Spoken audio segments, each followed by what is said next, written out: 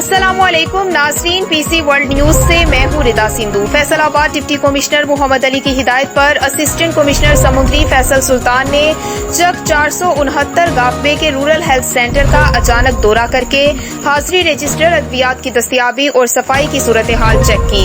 हमारे नुमाइंदे खुसूसी पाकिस्तान गुलाम दस्तगीर की रिपोर्ट के मुताबिक वो मुख्तलिफ शोबों में गए और मरीजों को फराहम की जाने वाली तिब्बी सहूलियात का जायजा लिया।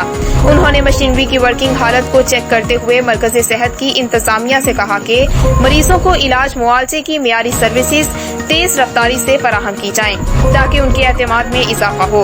उन्होंने इलाज की गर्ज से आए हुए मरीजों से सेंटर की कारकर्दगी के बारे में दरियाफ्त किया और कहा कि रूरल हेल्थ सेंटर के मियार में मजीद बेहतरी लाने की इंस्पेक्शन का सिलसिला जारी रहेगा ताकि अहले देह को उनके घरों के नजदीक सेहत की मियारी सहूलियात मुयस्सर आएं।